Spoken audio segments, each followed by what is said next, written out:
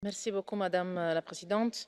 I'm happy to see that there is broad support in this hemicycle for the approach the European Union has taken. And again, here, I have to say the European Union approach that brings together our diplomatic service, the work we have been doing with the member states in the relevant countries in New York, and we will continue to do that. First of all, increasing the economic pressure. I've seen all of you are very much aware of the fact that when you do not have a situation where political will is expressed in a credible manner or in any way at all, there is the need for more pressure to be put on the economic and political side. And here the key is the unity of the international community. And this is why the vote in the UN Security Council yesterday night was so important, because it sent a message to North Korea that the unity of the international community, from China, that yes, indeed plays a crucial role, to the Russian Federation, to the United States, to the European Union, to all the other members of the UN Security Council, so the entire international community, is strongly investing in this path. More pressure to open diplomatic channels. North Korea has to feel the diplomatic pressure of a united international community. The European Union will now do two things. On the economic path, we will implement the UN Security Council resolutions, as we've always done, in the most strict and complete manner. We will also do a second thing that is very important, because as you know very well, the economic relations between the European Union and its member states on one side and the DPRK are not that relevant to have an economic impact that is, let's say, particularly impacting on the regime. We will work to make sure that others implement the UN Security Council resolutions, because some of you asked the crucial question that will probably come for later, but it's useful also to put it now on the table.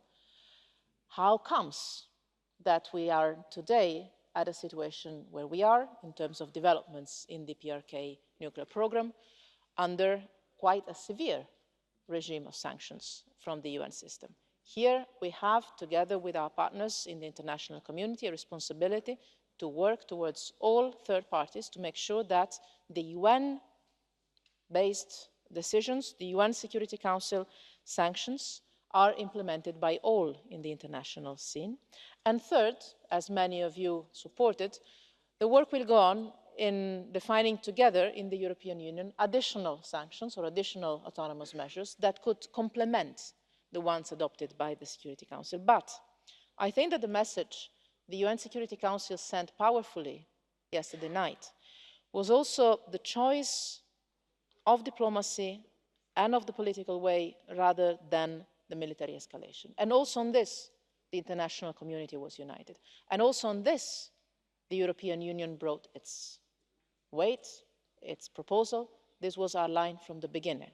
Economic pressure also as a way to prevent the risk of a military spiral. On the diplomatic side then, what are we going to do as European Union from today onwards? First of all, working to keep the international unity. This is essential. Many of you referred to the risk of having to face a third world war. Well, the unity of the international community, the unity of the P5, the unity of the UN Security Council is somehow the best guarantee we can have that that tension, that crisis will not develop in that direction. The UN system is our point of reference. We have to prove that we trust the UN system also for preventing major wars to happen. So first, we will continue to work with all, to keep the unity of the international community. And again, when I say all, I mention the United States, I mention Russia, I mention China, with whom we've been working very well in the past and with whom we have constantly in these months worked at my level with their foreign ministers in New York and locally to think together on how to open diplomatic channels. Not diplomatic channels, because diplomatic channels, including with the PRK, are open. We have 7 member states that have embassies in Pyongyang. We have humanitarian programs run by some member states in Pyongyang and in the PRK. When I say diplomatic channels, I mean a system of mediation of diplomatic talks that can guarantee a credible engagement, because talks for talks are not necessarily a good idea. What we need is to create the conditions in the international community with all our partners, including with the European Union, to create the conditions for credible and meaningful diplomatic negotiations. This is the second thing we will do: coordinate with our partners, starting from China, Russia, the United States, and our regional partners, the Republic of Korea, that needs to feel ownership and to lead the way somehow. The President has shown wisdom and determination, and I think we have somehow a privileged access and channel of exchange. We have regular contacts with the Foreign Minister, and again we will continue this very frequently, and with Japan, to make sure that there is a concerted, united understanding of how to best open this credible diplomatic path. Many of you referred to the experience, the knowledge that the European Union has in this kind of situations. We have obviously quite a deep knowledge and know-how and experience when it comes to nuclear negotiations, when it comes to nuclear negotiations linked to sanctioned regimes. We've been running the Iran negotiations for quite some years with a successful result. There, the unity of the international community was key, but there was another element there that was essential and that we do not have at the moment in the situation of the DPRK, which is the political will.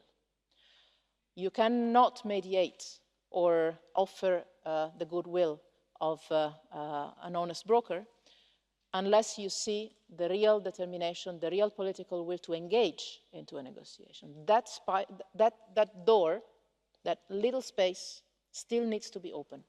And this is where we need the unity of the international community to push for that little space to be opened.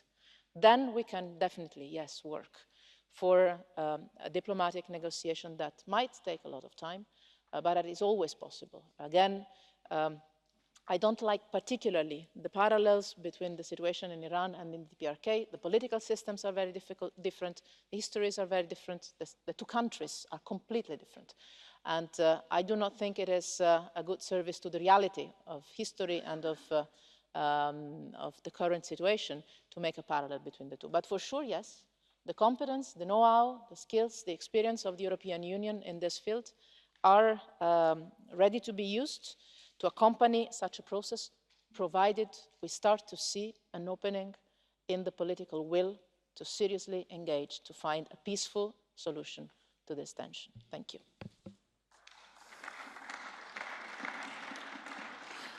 Merci, Madame. Le débat est